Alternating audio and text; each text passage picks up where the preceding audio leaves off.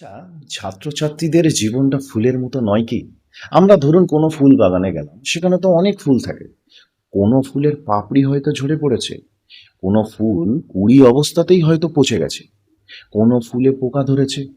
এই সমস্ত ফুলগুলো কিন্তু আমাদেরকে আকৃষ্ট করে না।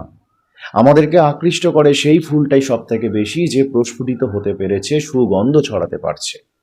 ছাত্রছাত্রীদের জীবনটা কিন্তু অনেকটা ফুলের মতোই। প্রত্যেকটি শিশুকেই সৃষ্টিকর্তার সমান সামর্থ্য দিয়ে পাঠায়।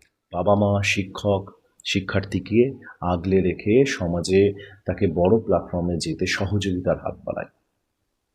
কিন্তু অনেক সময় বিভিন্ন নেগেটিভ সঙ্গদোষ অল্প অল্প করে ধীরে ধীরে সেই ফুলটির পাপড়িগুলোকে ঝরিয়ে দেয়। সেই ফুলটি প্রস্ফুটিত হওয়ার জন্য যে পুষ্টিগুলোর প্রয়োজন ছিল, সে তার পজিটিভ অভ্যাস, তার পড়াশোনা রিলেটেড বিভিন্ন ধরনের গোল, লক্ষ্য, শ্রম, বিভিন্ন ধরনের তার অ্যাপ্রোচ, স্টুডেন্টস যে বিহেভিয়ারগুলো প্রয়োজন, তার সর্বদা মনের মধ্যে কাজ করবে কিভাবে সে প্রতি মুহূর্তে নিজেকে আপগ্রেডেশন করবে। ভবিষ্যতে যখন সেই ফুলটি বা সেই শিক্ষার্থীটি তার কাজের প্রয়োজন, এই সমাজের বিভিন্ন প্ল্যাটফর্মে সে নিজেকে রিপ্রেজেন্ট করতে চাইছে, অনেক ফুলগুলির মধ্যে, অনেক স্টুডেন্টসের মধ্যে এই সমাজ কিন্তু সেই ফুলটিকেই গ্রহণযোগ্য মনে করবে যে ফুলটি প্রস্ফুটিত হতে পেরেছে, সুগন্ধ ছড়াতে পারছে।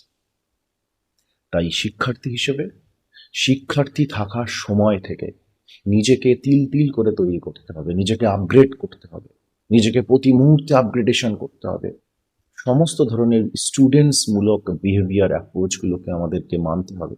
সমাজের যে আয়না, সেই আয়নার কাছে নিজেকে রিপ্রেজেন্ট করতে হবে শিক্ষার্থীর গুণগুলো যেগুলো আছে সেগুলোকে নিয়ে। অসামাজিক বন্ধু বান্ধবগুলোর সাথে নয়, অসামাজিক মানুষের সাথে মিশে নিজের শিক্ষার্থীর যে গুণগুলো রয়েছে, লক্ষ্যগুলো রয়েছে, সেগুলোকে আমরা একটা একটা করে পাপড়ি হিসেবে ছড়িয়ে দিয়ে, ফুলটিকে পচিয়ে দিয়ে সমাজের কাছে ইন ফিউচার গ্রহণযোগ্য হব না।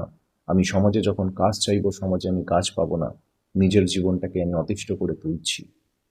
তাই সর্বদা লক্ষ্য রাখতে হবে, আমার একটাই জীবন, এবং সেই জীবনে শিক্ষার্থী হিসেবে আমাকে আমার লক্ষ্যে পৌঁছাতে হবে।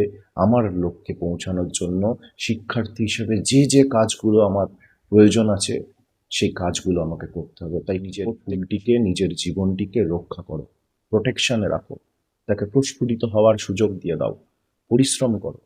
দেখবে এই সমাজে তুমি একদিন সুগন্ধ ছড়াতে পারছো। তাই লক্ষ্য রাখো, বাবা মায়ের স্বপ্নগুলো যেন সত্যি হয়, তুমি তোমার লক্ষ্যে যেন পৌঁছাও। সর্বদা পরিশ্রমে আবদ্ধ থাকো, এবং শিক্ষার্থী হিসেবে যে গুণগুলো আয়ত্ত করে সমাজে প্রস্ফুটিত হওয়ার প্রয়োজন, সেই গুণগুলোকে প্রতিনিয়ত কিন্তু আয়ত্ত করো, এবং অন্যদের থেকে বেশি করে প্রস্ফুটিত হয়ে সুগন্ধ ছড়াও, যাতে সবার আগে তোমাকেই এই সমাজ ব্যবস্থা গ্রহণযোগ্য মনে করে। ভালো থেকো।